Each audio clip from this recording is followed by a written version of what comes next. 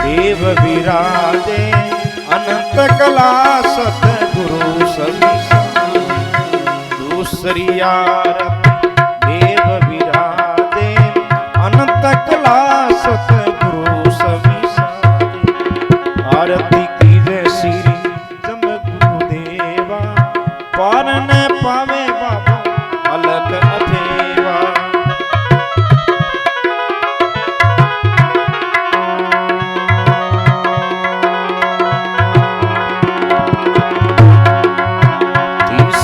आरती सुना पे सुधा कृष्णा निद्रा पे तीसरी आरती त्रिशूल ढापे सुधा कृष्णा निद्रा नैया पे आरती कीजे श्री जम गुरुदेवा पार न पावे अलग अभेवा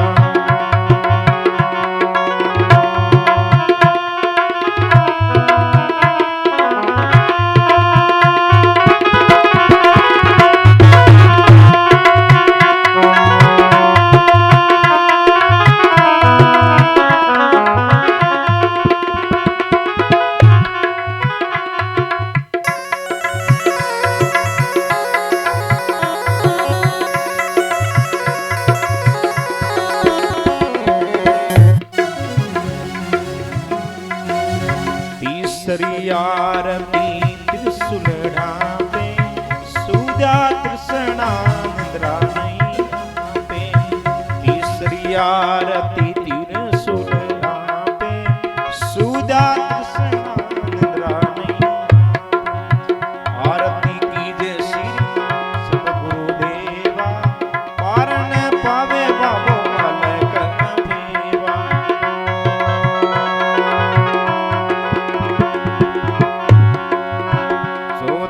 आरती चौंतीस बरसे पेट पूट नहीं सनमुख दर से चौथी आरती 24 बरसे पेट पूट नहीं सनमुख आरती कीजे श्री जब गुरुदेवा पार न पावे अलग अभेवा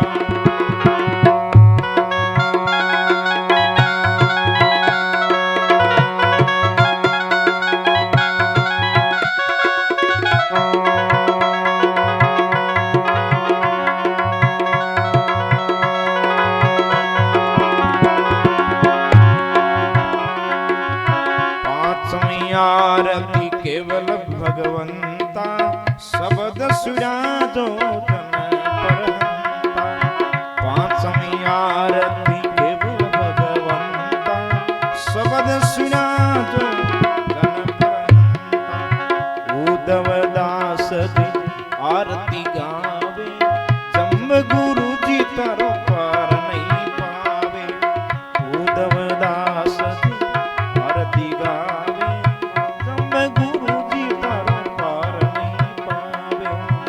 आरती कीजे श्री जम गुरुदेवा पार न पावे बाबा अलग अभेवा पार न पावे बाबा अलग अभेवा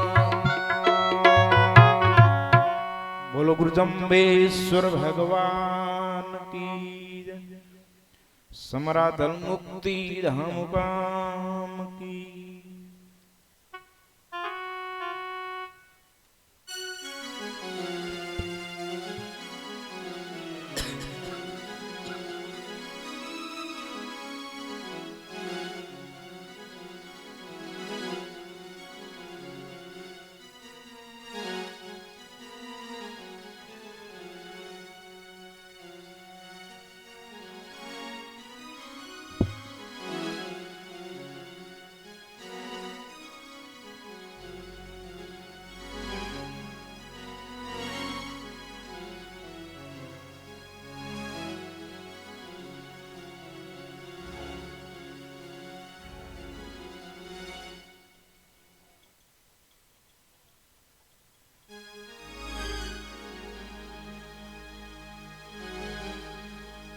तो आइए गुरु वंदना।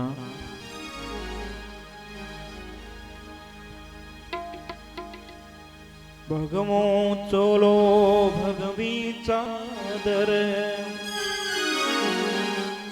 એ સિર પર ટોપી ધારી સિર પર ટોપી ધારી લંબી સી નિરાલી ધારીઓ વિષ્ણુ રાવતારી લંબી સી નિરાલી ધારીઓ વિષ્ણુ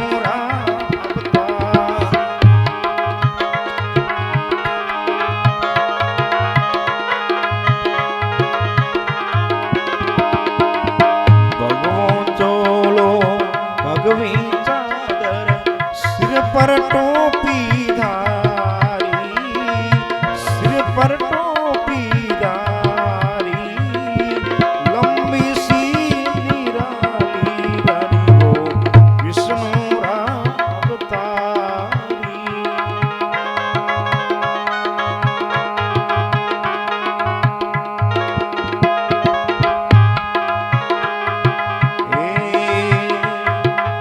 पीपासर लोवट जिरे घर माई लोवट जिरे घर माई माता हंसा कहिए आपरी विष्णु रावतारी माता हंसा कहिए आपरी विष्णु रावतारी भगवो चोलो भगवी चादर सिर पर टोपी धारी सिर पर टोपी धारी लंबी सी निराली धारी वो विष्णु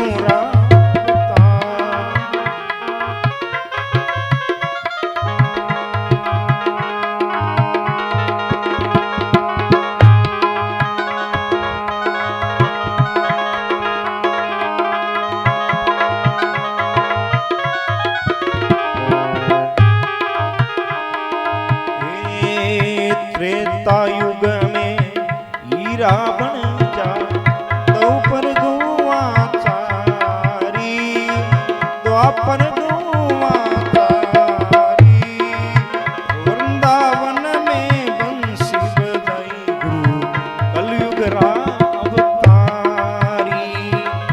वृंदावन में बंसी बजाई गुरु कलयुग रावतारी भगवो चोलो भगवी चादर सिर पर टोपी धारी सिर पर टोपी धारी लंबी सी निराली धारी वो विष्णु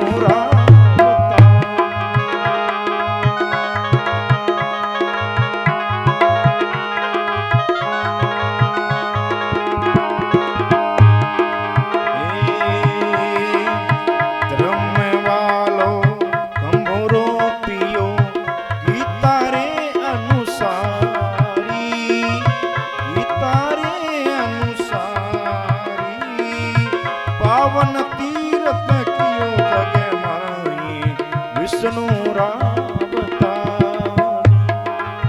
पावन तीर्थ कियो जग माई विष्णु रावतारी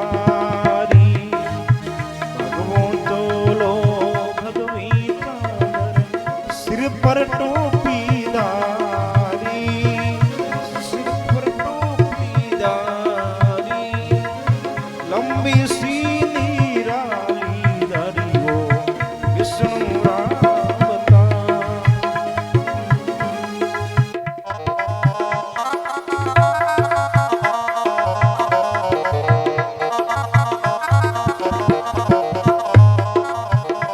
पारमल थारो भजन बनावे पारमल थारो भजन बनावे शरण में शीश झुका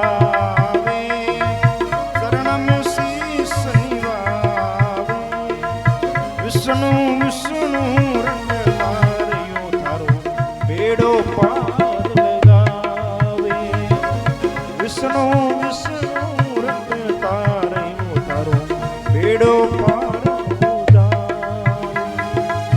ભગવો ચોલો ભગવી ચાદર સિર પર ટોપી દારી સિર પર ટોપી દારી લંબી સી નિરાલી દરિયો વિષ્ણુ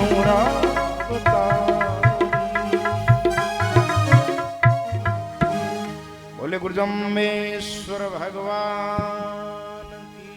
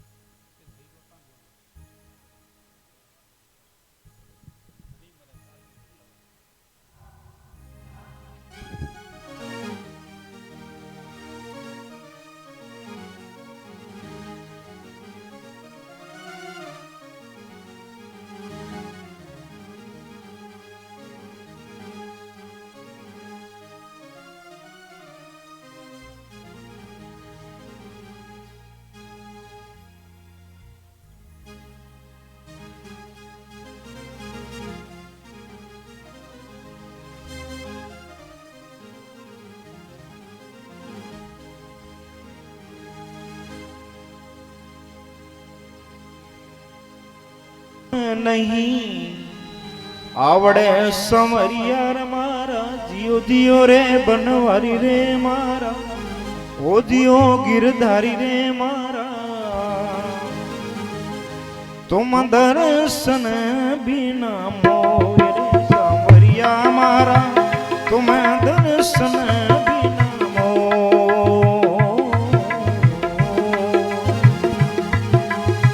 घड़ी रे पलक आवड़े समरिया मारा जियो जियो रे गिरधारी रे मारा ओ जियो बनवारी रे मारा तुम दर्शन बिना मोर समरिया मारा तुम दर्शन बिना मोर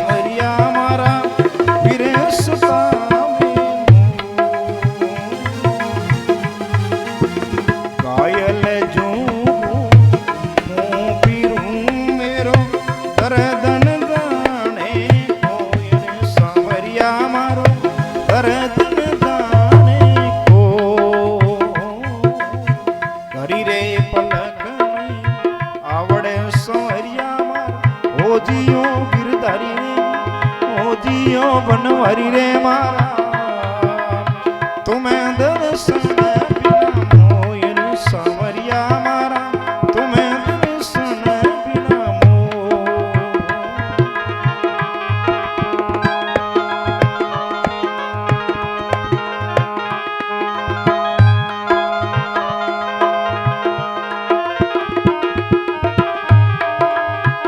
जो मैं ऐसो जानती रे सौरा प्रीत किया दुख सामरिया मारा प्रीत किया दुख हो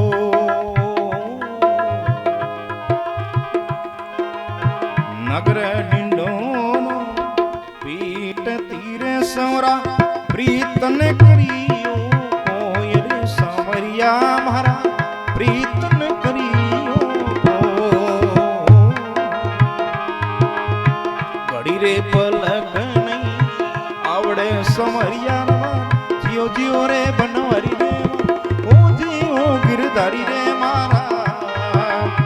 तुम्हें दर्शन बिनु मोय रे सांवरिया मारा, तुम्हें दर्शन बिनु मोय।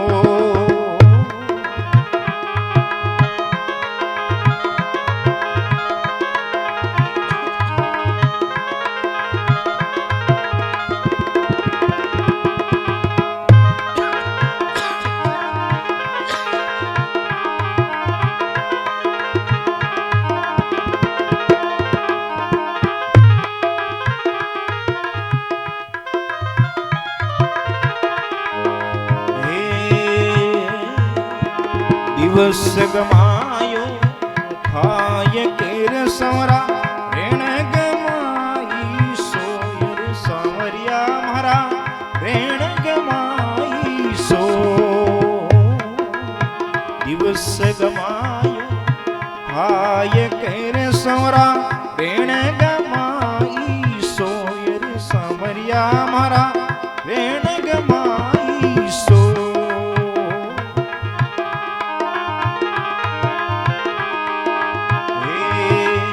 प्राण गमाया झूर तन संवरा, नेण गमाई रोयन सांवरिया मारा, नेण गमाई सो।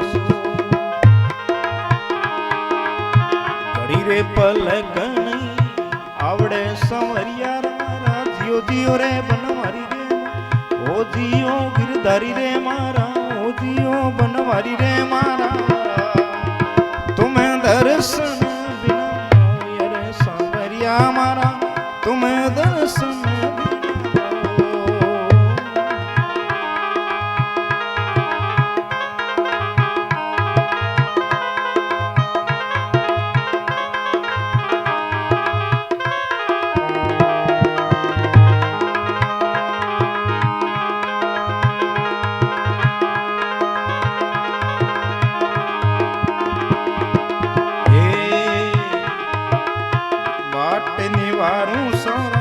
पंत निवारू सारा, उभी उभी बाटा जो मार सांवरियरी, उभी उभी बाटा जो। पंत निवारू सारा डगर बहारू, पंत निवारू सारा, उभी उभी बाटा जो मार सांवरियरी, उभी उभी बाटा जो।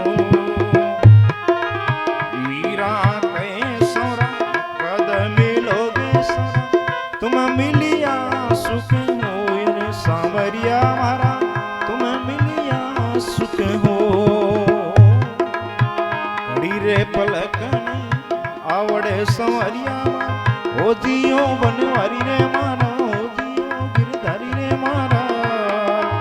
तुम दर्शन बिना मोय रे सांवरिया मारा, तुम दर्शन बिना मोय।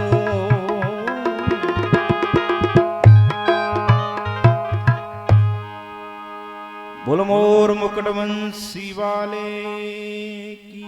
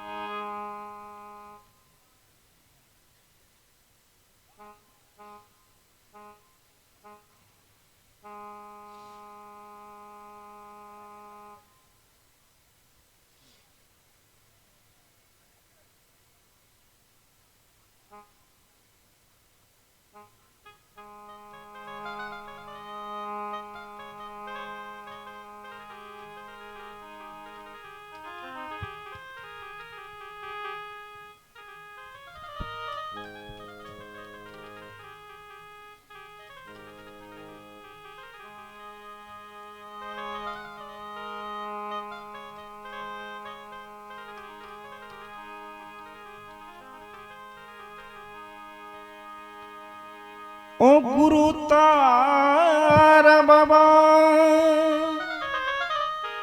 तू साहेब सुख दुख भंजन हम अपराधी तेरा गुरु तार बाबा तू साहेब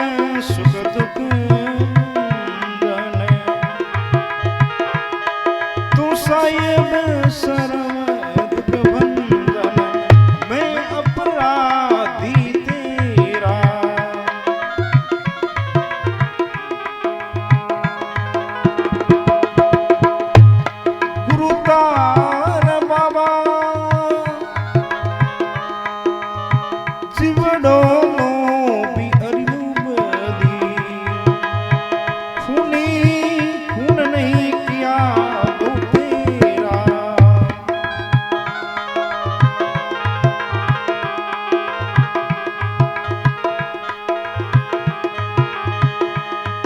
गुरतार बाबा मर मर सन में फिर आयो तो मन ने किया रे मेरा गुरुतार बाबा आवागमन संकट फेर्यो अनंत ही तेरा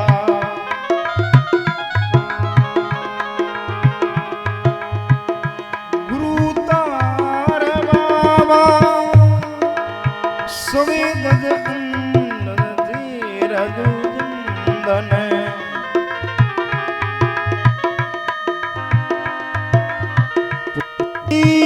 खेड़ी पैरा भुगती खेणी अंधेरा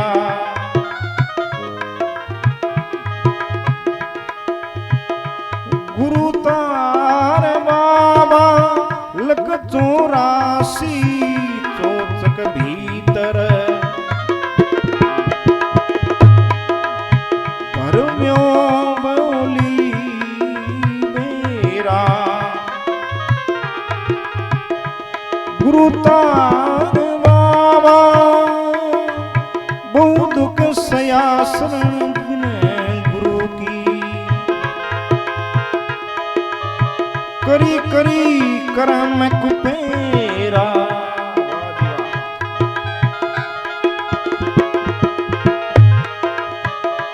गुरुतार बाबा मन पर चो पूरे गुरु पायो ने भजू आन अंधेरा गुरुतार बाबा अर्ज करूं सारी देर आगे मोई संभालो अब की बेला गुरुतार बाबा वील कहे विनती आगे यो पार गया नसेरा गुरुतार बाबा वील कहे विनती आगे यो पार गिराए बसेरा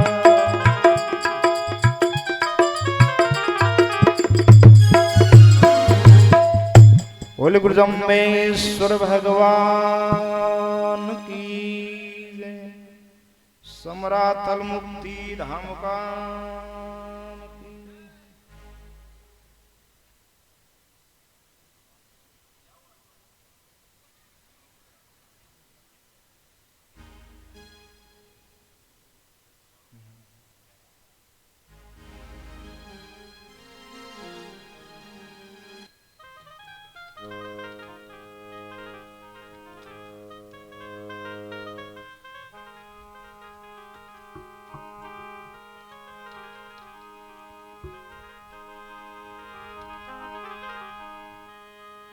कद आओला संवरिया मारे देश उभी जो बाटली कद आओला संवरिया मारे देश उभी जो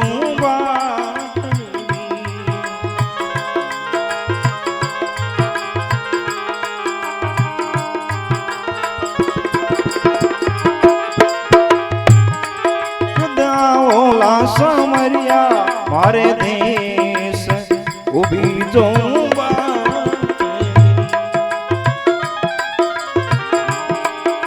सावन आवन के गया कर गय कुल ने सावन आवन के गया रे कुल ने गिनता गिनता घिस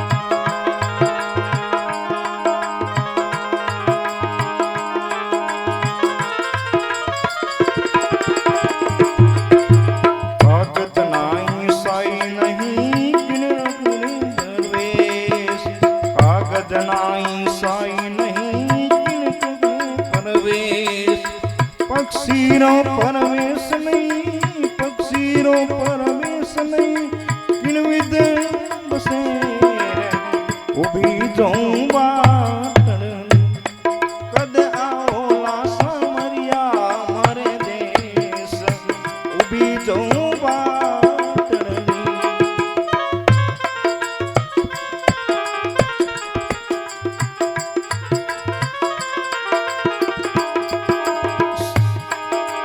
सावरन ढूंढन में गई कर जोगन लोभे सावन ढूंढन में गई कर जोगन लोभे ढूंढत ढूंढत जुगवया जी ढूंढत ढूंढत जुगवया भर थोड़ा आया केस उभी जाऊं बाटड़ी कद आओला संवरिया मारे देश जाऊं बाटड़ी कद आओला सामरिया हर देश उभी जाऊं बाटड़ी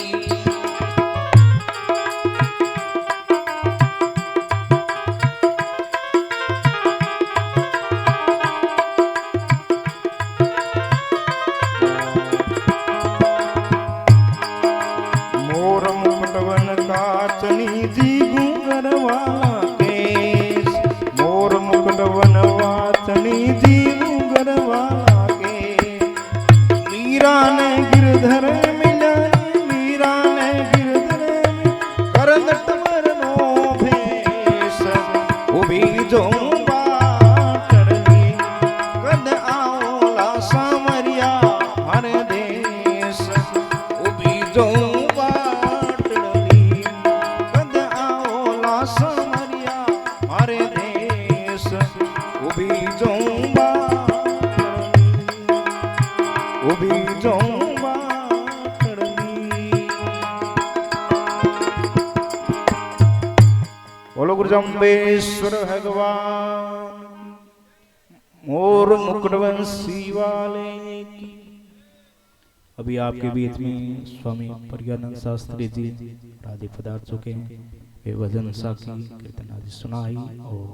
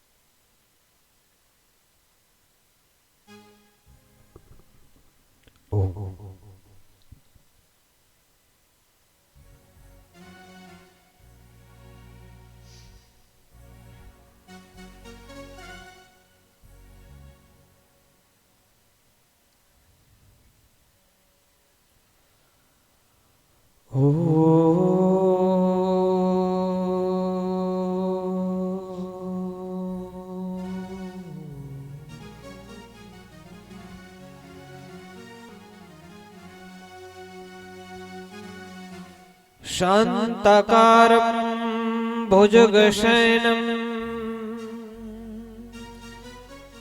पद्मनाभं सुरेशं विश्वधारं गगनसदृशं मेघवर्णं शुभांगं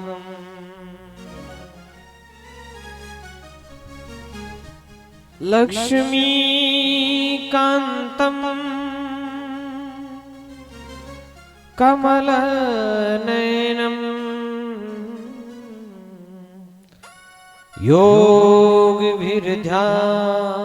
योगिभिर्ध्यानगम्यम्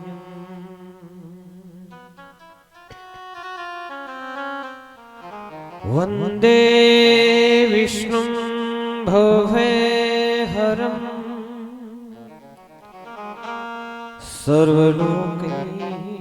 सर्वलोकैकनाथम्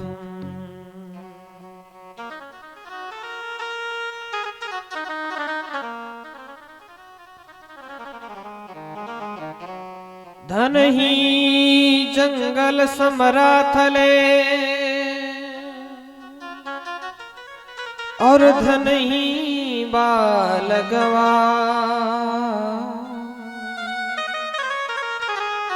जाके संग सतगुरु रमे तो लालन लिल भवा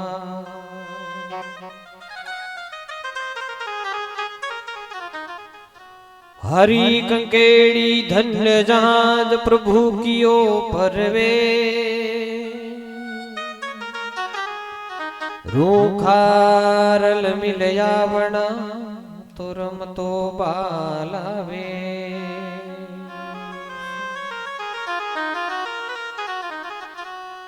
परचा पशुवर पक्षियां तो जीवायो तम जा होवा पवित्र जोत सु गुरु परचे गोप्तनिया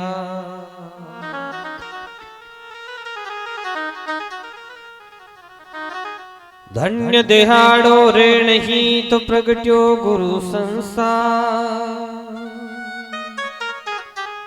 वील कहे जयो लखियो ते उतर से भोपा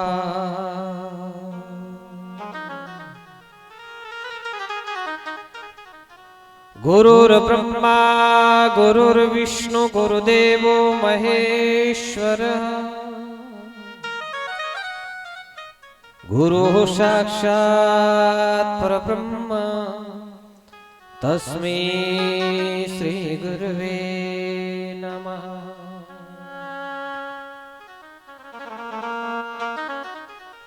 अखंड मंडलाकारं व्याप्तं येन चराचरं तत्पदं दर्शितं येन तस्मै श्री गुरुवे नमः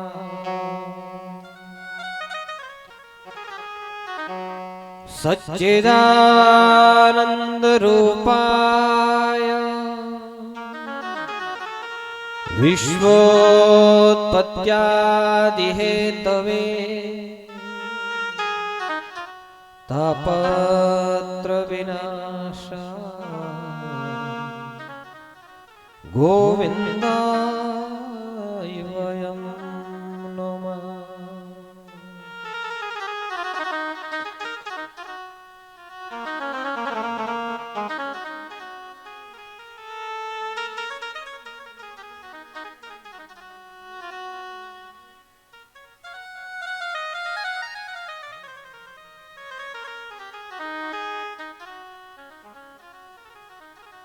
ओ मारे घर आए श्री भगवान कोई जंब भगवान सोनेरो सूरज योगियो मारे घर आए श्री भगवान कोई जंब भगवान सोनेरो सूरज योगियो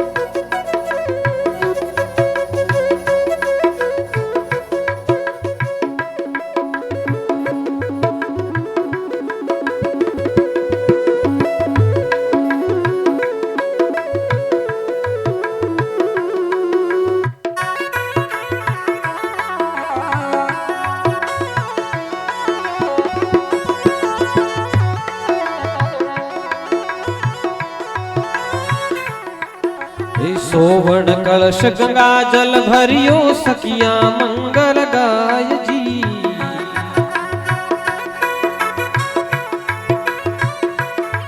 हाँ सोवर्ण कलश गंगा जल भरियो सखिया मंगल लगाय जी।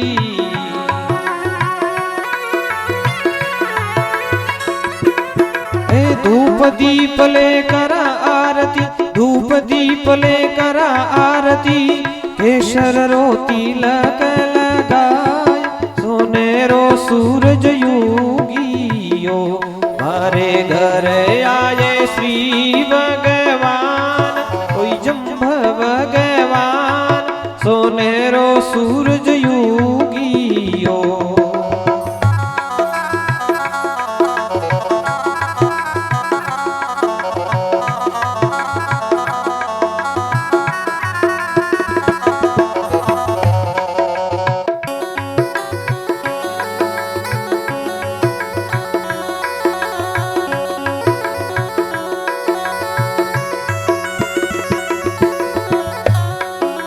ढोल नगाड़ा नौबत बाजे झालर री झणकार जी।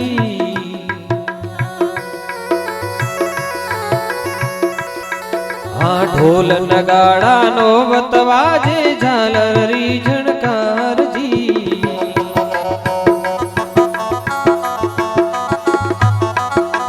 ढोलक पेटी जीजा बाजे, ढोलक पेटी जीजा बाजे, गुरुजी ने लेवारे बताय, सोनेरो सूरज युगियो, मारे घर आए श्री भगवान, कोई जम्भ भगवान, सोनेरो सूरज युगियो।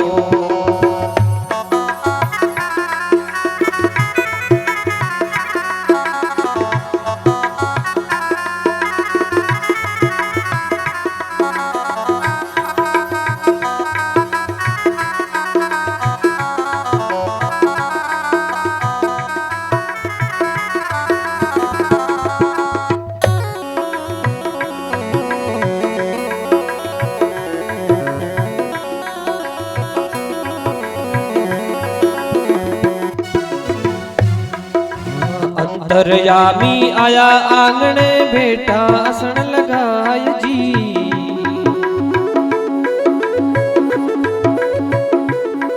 ओ अंतरयामी आया आंगणे बेटा आसन लगाय जी।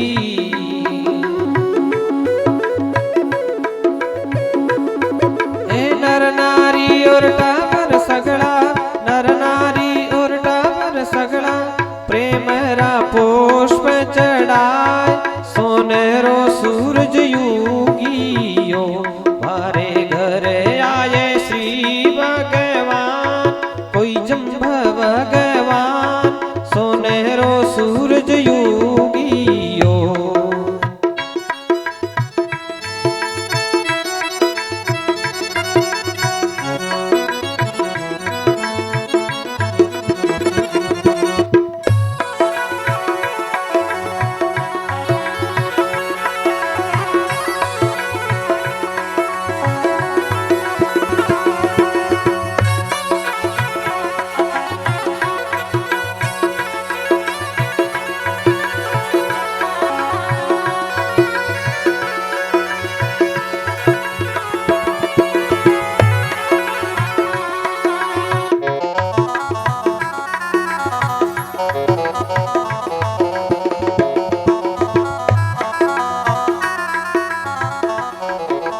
हरि गुण गावा चमर ढोलावा, निव निव लागा पाव जी।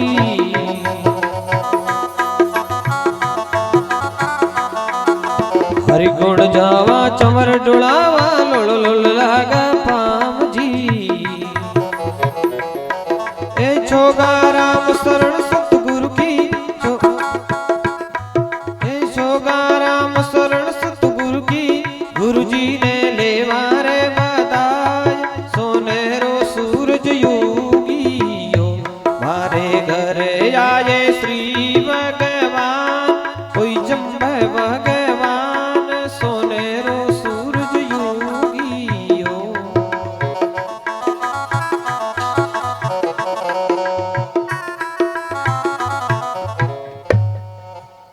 जम्बेश्वर भगवान की,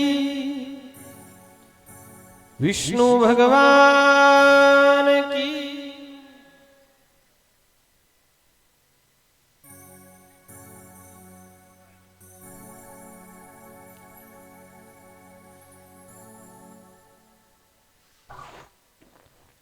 अनंत कोटि ब्रह्मांड नायक अखंड करुणा वरुणालय भक्तवांछात कल्पतरु भक्तवत्सल दीनवत्सल दीनबंधु कृपा सिंधु परात्पर अखिलेश्वर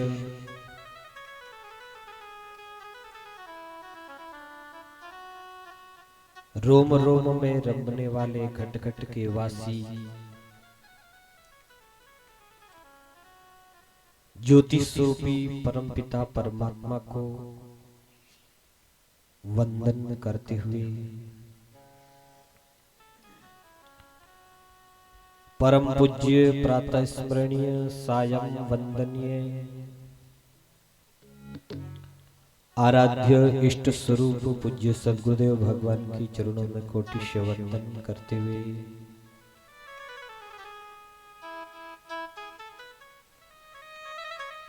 कथा पांडाल में विराजित प्रभु प्रेमी सज्जनों, मातृशक्ति,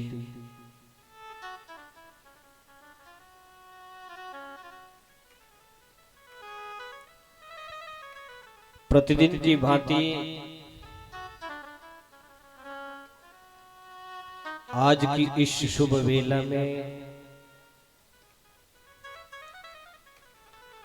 हमें यहाँ बैठ करके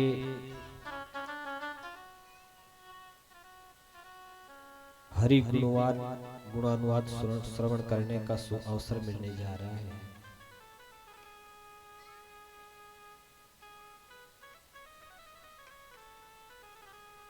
सज्जनों, मैं कल आपसे निवेदन कर रहा था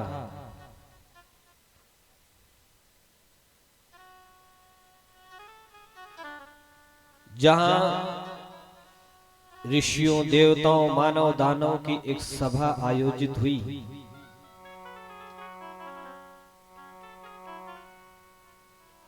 और जिस सभा में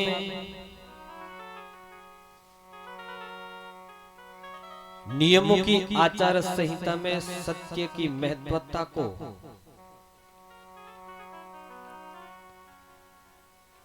सत्य की गरिमा को बढ़ाने के लिए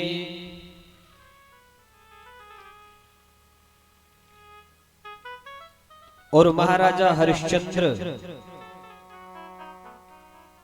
पूर्ण रूपेण से सत्यवादी है, सत्य का पालन करते हैं।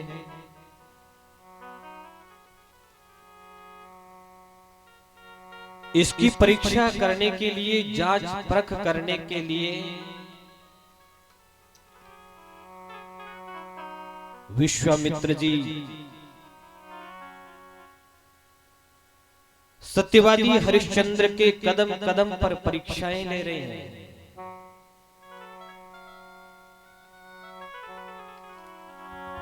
उन्हें सत्य से डिगाने का प्रयास कर रहे हैं।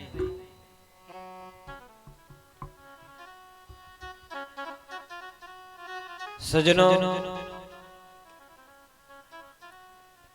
हम भी इस संसार में अगर किसी पद को प्राप्त करना चाहते हैं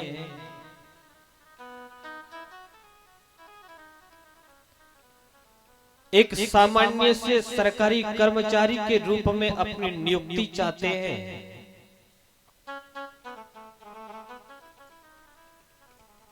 और उस पद को प्राप्त करने के लिए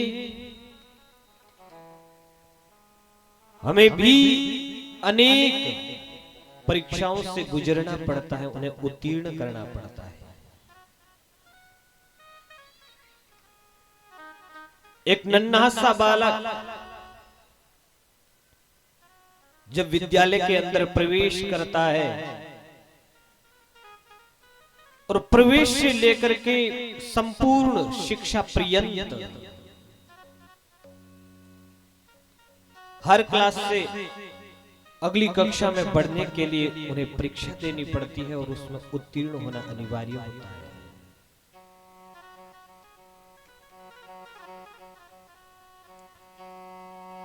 और स्कूली शिक्षा प्राप्त होने के बाद महाविद्यालय की शिक्षा संपूर्ण होने के बाद भी सरकार उन्हें सीधे किसी भी पद के लिए नियुक्त नहीं करते।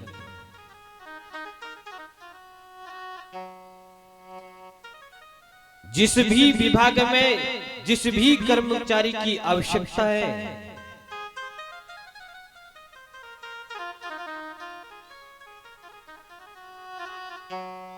जो हमने विद्यालय के अंदर, महाविद्यालय के अंदर जितना अध्ययन किया है, जितनी योग्यता प्राप्त की है, वो तो हमारी उस पद के लिए,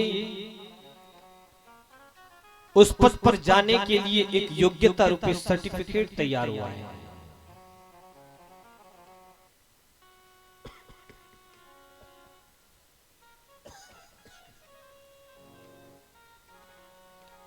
लेकिन किसी भी पद पर नियुक्त होने के लिए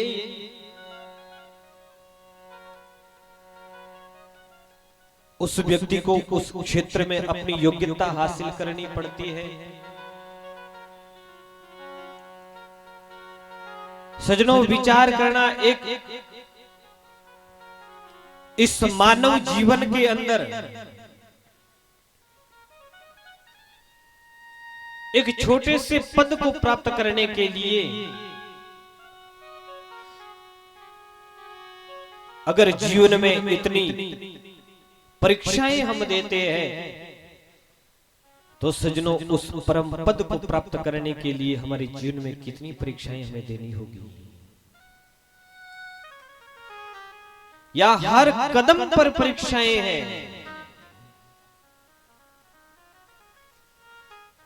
लेकिन जो संघर्ष करता है, जिसके अंदर संयम होता है, वो उन परीक्षाओं को उत्तीर्ण करता हुआ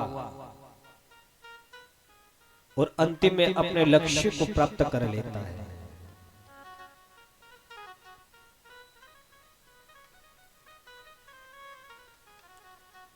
आज महाराजा हरिश्चंद्र के जीवन में हर कदम पर परीक्षा है, हर कदम पर उन्हें डिगाने का प्रयास किया जा रहा है।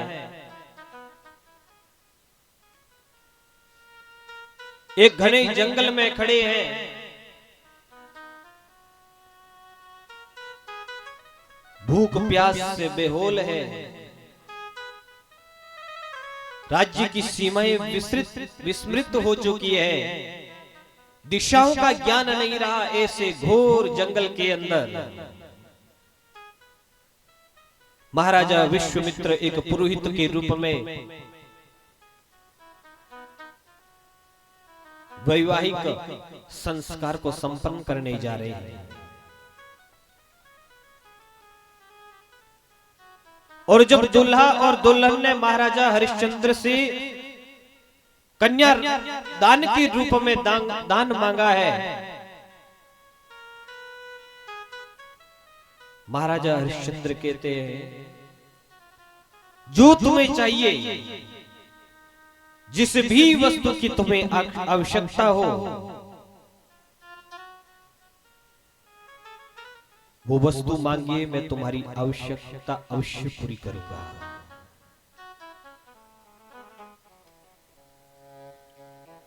दुल्हा और दुल्हन ने आज महाराजा हरिश्चंद्र से दान के रूप में उनके संपूर्ण राज्य की मांग रखी है।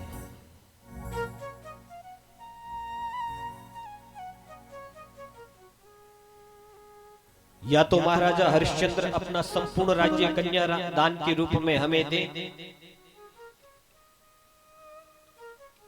यह जो सत्य का नियम है, जो सत्यवादिता है, सत्यवादी जो हरिश्चंद्र है, वो अपने नियम को तोड़े।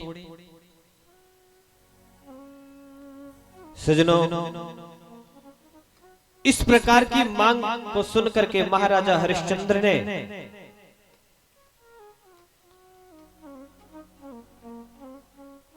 राज्य देने की हां करते हुए, स्वीकार करते हुए कहा, हे वत्स, आप मेरे राजमहल में चलिए। राजमहल में जाने के बाद मैं अपना संपूर्ण राज्य तुम्हें सौंपूंगा, तुम्हें दूंगा। इस समय मैं भूख प्यास से बेहाल हूं, मुझे कुछ भी दिखाई नहीं दे रहा है और राजमहल में जाने के बाद भी तुम्हारा यह प्रयोजन सिद्ध होगा। महाराजा हरिश्चंद्र इस प्रकार के वचन कहते हुए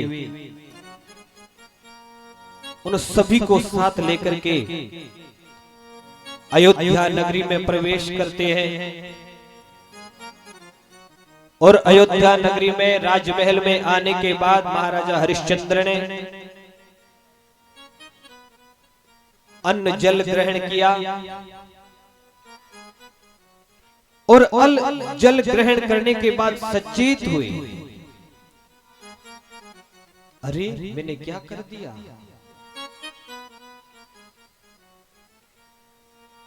लेकिन सचेत हुए, विचार करने लगे कहीं ऐसा मैं स्वप्न तो नहीं देख रहा हूं, मैं कहीं सपना तो नहीं देख रहा हूं। लेकिन वो पुरोहित बार बार वृद्ध ब्राह्मण और वर वधू बार बार महाराजा हरिश्चंद्र से कह रहे हैं, राजन अब देर नहीं कीजिए,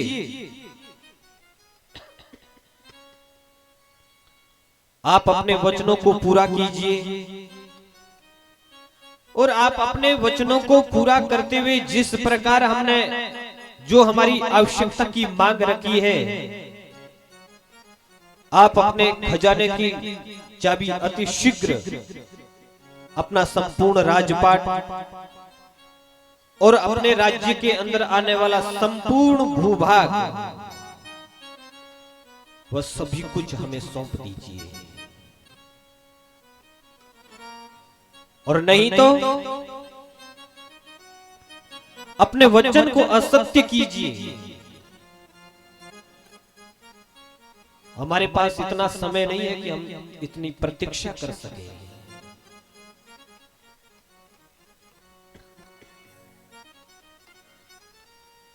लेकिन महाराजा हरिश्चंद्र ने बड़े ही हर्ष के साथ, सहर्ष के साथ, प्रसन्नता के साथ राज खजाने की चाबी उनके हाथ में सौंप दी है और अपने संपूर्ण राज्य का आज महाराजा हरिश्चंद्र ने दान कर दिया है, संपूर्ण राज्य दान में दे दिया है और अपना संपूर्ण राज्य दान दे करके महाराजा हरिश्चंद्र आज अपने ऋण से उऋण हो गए हैं। लेकिन जैसे ही अपना संपूर्ण राज्य वर वधू को दान के रूप में दिया, पास में खड़ी हुई उस वृद्ध ब्राह्मण ने, पुरोहित ने कहा, हे राजन, आप ही तो हमारे यजमान हैं, आप कन्या दान दाता है और आपने इतना बड़ा दान किया, आपके सिवाय इतना बड़ा दान कौन कर सकता है। आप महादानी है, सत्यवादी है। हे राजन, मैंने भी पुरोहित का कार्य किया है किंतु मुझे दक्षिणा नहीं मिली। आप मुझे दक्षिणा अवश्य देंगे। क्या बिना दक्षिणा के ही पुरोहित से कार्य करवाया जाए?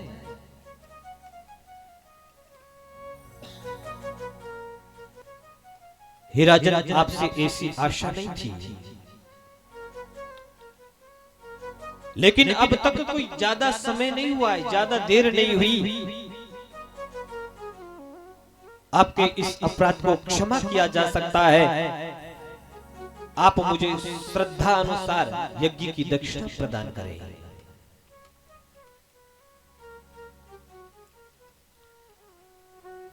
जब पुरोहित के इस प्रकार के वचन श्रवण करने के बाद महाराजा हरिश्चंद्र कहने लगे, हे पुरोहित, अब तो आप इस राज खजाने से ही दक्षिणा ले लें, क्योंकि अब मेरे पास देने के लिए कुछ भी शेष नहीं बचा। हे राजन, आप जैसे धर्मज्ञ राजा को ऐसी बातें शोभा नहीं देती, और एक सत्यवादी, एक धर्मज्ञ राजा को इस प्रकार की बातें नहीं करनी चाहिए, क्योंकि जब आपका राज ही नहीं बचा तो आपको उसमें से दान देने का अधिकार कहां से हो गया? आपने स्वयं ही वर वधू को संपूर्ण राज दान कर दिया है, तो फिर दोबारा दान कैसे किया जा सकता है? अब तो आपको अपने पास से ही दान देना होगा। हे राजन, अगर आप दान दोगे तो हम लेंगे, अन्यथा आप झूठे साबित हो जाओगे। आज से आपको सत्यवादी कहलाने का कोई हक नहीं होगा। हम तो अपना गुजारा कहीं अन्यत्र जाकर कर लेंगे, किंतु आपके लिए ये बड़ा अपमानजनक होगा कि इस धरती पर एक सत्यवादी राजा, सत्य की राह पर चलने वाला, आज अपने वचनों से मुकर गया है। हे पुरोहित, मुझे ये तो बतलाओ कि आपकी दक्षिणा के रूप में मुझे क्या देना होगा? आप आदेश करें, मैं आपकी दक्षिणा पूरी करने में समर्थ हूं या नहीं। पुरोहित ने बताया कि 1.25 सेर सोना कम से कम आपको मुझे यज्ञ की दक्षिणा के रूप में ही चाहिए, और इतने सोने की मुझे आवश्यकता भी है।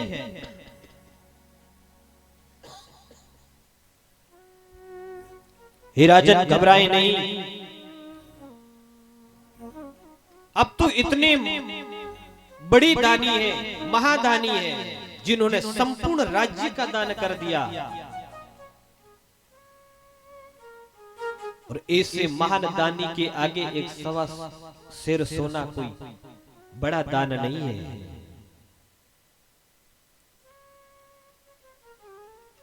महाराजा हरिश्चंद्र ने कहा, हे पुरोहित, हमारे राजमहल में जो राज खजाना है, आप उसमें से जितनी भी आपको आवश्यकता है स्वर्ण मुद्रा की, वो ले लीजिए। पुरोहित ने महाराजा हरिश्चंद्र को टोकते हुए कहा, अरे हरिश्चंद्र, तुम फिर भूल रहे हो, अब तुम्हारा खजाना भी कहां शेष रहा, कहां खजाना बचा है? जिस खजाने की तुम बार बार कह रहे हो और जिसे देने के रूप लिए तुम बार बार जिन खजाने की बात को दोहरा रहे हो, तुम पहले ही दान कर चुके हो। यदि तुम्हारे पास अपनी कोई निजी संपत्ति है, निजी कमाई है, तो उसमें से आप मुझे दान कर सकते हैं। उसे मैं सहर्ष और प्रसन्नता के साथ स्वीकार करूंगा। अगर आप दान देने में असमर्थ हैं तो मैं जाता हूं, और आप सत्यवादी नियम से भ्रष्ट हो रहे हैं महाराज। अरे यदि नियम की पालना करना चाहते हो, नियम में बंद कर रहना चाहते हो, तो अपने दिए हुए वचनों का पालन करें। आप झूठ बोलने का ये पाप हे राजन इस समय न करें। और आप जैसे महादानी, आप जैसे धर्मज्ञ, आप जैसे सत्यवादी राजा को इस प्रकार की बातें शोभा नहीं देती।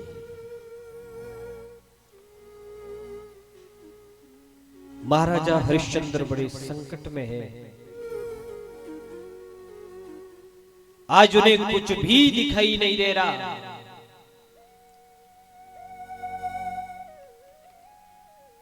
मन ही मन अंदर विचार कर रहे हैं, क्या ये जीवन में सच हो रहा है, कहीं मैं स्वप्न तो नहीं देख रहा।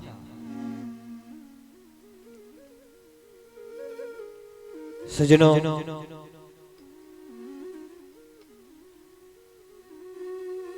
जब एक वृद्ध पुरोहित की बात को श्रवण करने के बाद महाराजा हरिश्चंद्र ने कहा, हे पुरोहित, अब तो मेरे पास दान देने के लिए कुछ शेष निजी संपत्ति में से बचा ही नहीं है। ये जो अपना शरीर है, इसके अलावा अब मेरे पास कुछ शेष नहीं रहा, कुछ भी नहीं बचा है। हे पुरोहित, आप मुझे ही बेच डालिए, किंतु जो असत्य बोलने का कलंक है उससे मुझे बचाइए। मैं किसी भी परिस्थिति में सत्य को छोड़ने के लिए तैयार नहीं हूं। मैं अपने जीवन में इस असत्य के कलंक को कभी स्वीकार नहीं करूंगा। अपने जीवन पर इस कलंक को कभी नहीं लगाऊंगा। मेरे रग रग में, मेरे रोम रोम में, मेरे लहू में सत्य धर्म प्रवेश कर गया है।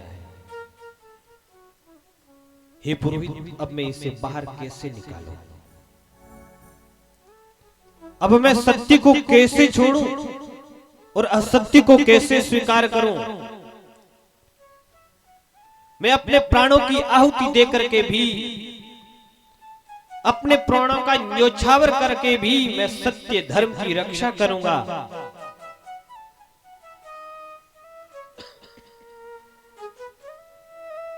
हे पुरोहित, अब मुझे अपने धर्म की रक्षा करने के लिए, सत्य की रक्षा करने के लिए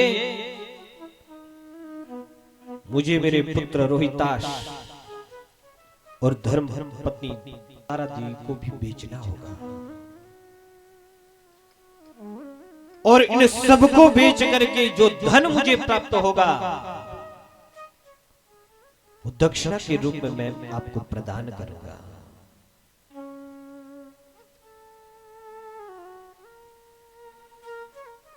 मैं इस धर्म संकट में फंस गया। हे पुरोहित, अब मैं स्वयं का ही बलिदान दूंगा।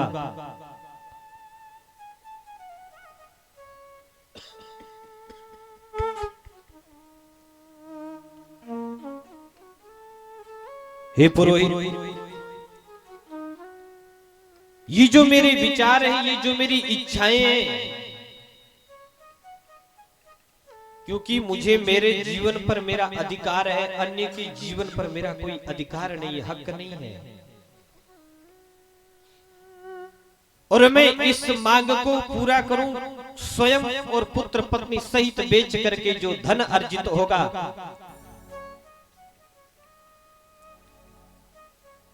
उस धन से आपकी आवश्यकता, आपकी दक्षिणा को दूं। लेकिन उससे पहले मैं अपने पुत्र और अपनी पत्नी से यह जानना चाहता हूं, पूछना चाहता हूं, क्योंकि उनकी अनुमति के बिना, उनकी इच्छा के बिना मैं उन्हें बेच नहीं सकता। अपनी धर्मपत्नी तारा देवी एवं पुत्र रोहितास से महाराजा हरिश्चंद्र कहते हैं, हे देवी, मेरा संपूर्ण राज्य एक दान के रूप में दान में चला गया। अब मैं किसी राज्य का राजा नहीं रहा, इसलिए हे देवी तुम रानी कैसे हो सकती हो और पुत्र रोहितास राजकुमार कैसे हो सकता है। इस समय हमें सभी सामान्य प्रजा के रूप में है, एक साधारण व्यक्ति के रूप में है। अब आप लोग मेरे से किसी भी प्रकार के सुख की इच्छा मत रखना, मैं तुम्हें किसी प्रकार का सुख देने के समर्थ नहीं हूं। अब तो दुख की घड़ी है, दुख की घड़ी सामने आई हुई है। हे देवी, आज तक के संपूर्ण जीवन में आपने कंधे से कंधा मिला करके मेरा साथ दिया है, लेकिन आज मैं संकट में हूं, आज मेरे सामने दुख की घड़ी है। क्या इस प्रतिकूल परिस्थिति में भी आप मेरा साथ दोगी?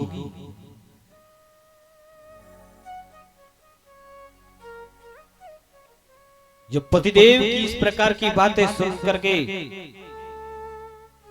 रानी तारा देवी कहने लगी, हे पतिदेव, आपको किसी भी प्रकार की चिंता करने की आवश्यकता नहीं है। मैं और मेरा पुत्र रोहितास आपका किसी भी परिस्थिति में कभी साथ नहीं छोड़ेंगे। सुख में तो सभी साथी होते हैं,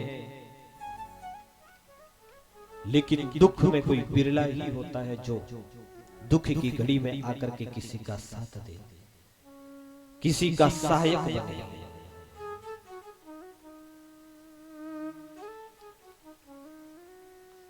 आज महाराजा हरिश्चंद्र के जीवन में संकट है, दुख है, और अपनी पत्नी और अपने पुत्र से निवेदन कर रहे हैं, संपूर्ण जीवन में आप मेरे साथ रहे, सहयोग किया। लेकिन क्या जिस प्रकार सुख में सहयोग किया, साथ रहे, आज दुख की घड़ी में भी मेरा सहयोग करोगे?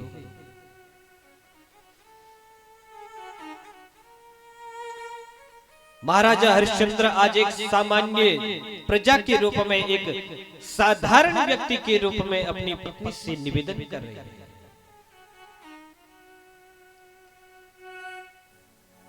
और सज्जनों, अगर वास्तविक रूप से देखा जाए तो ये कोई कथा एक सत्यवादी राजा हरिश्चंद्र की नहीं, प्रत्येक व्यक्ति की यही कहानी है, यही कथा है।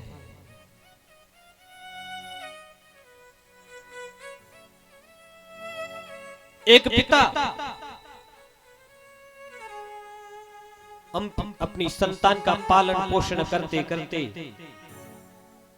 एक दिन योग्य बनाने का प्रयास करता है। खुद भूखा रहेगा, अपनी औलाद को कभी वो कष्ट नहीं आने देता। रात दिन मेहनत करके उसका एक ही सपना है, किसी भी प्रकार मेरी संतान योग्य बन जाए। सज्जनों, जीवन में शिक्षा बहुत जरूरी है, और वर्तमान के दौर में जो शिक्षा की आवश्यकता है,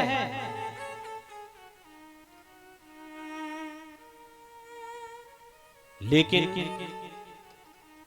जब शिक्षा के साथ अगर किसी बालक को संस्कार नहीं मिलते तो वो शिक्षा भी किसी काम की नहीं है। शिक्षा से जरूरी है संस्कार।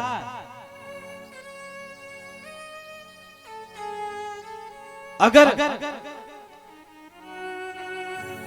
महाराजा हरिश्चंद्र अपने पुत्र को संस्कार नहीं देते क्या एक पिता के कहने पर राज्य के सुख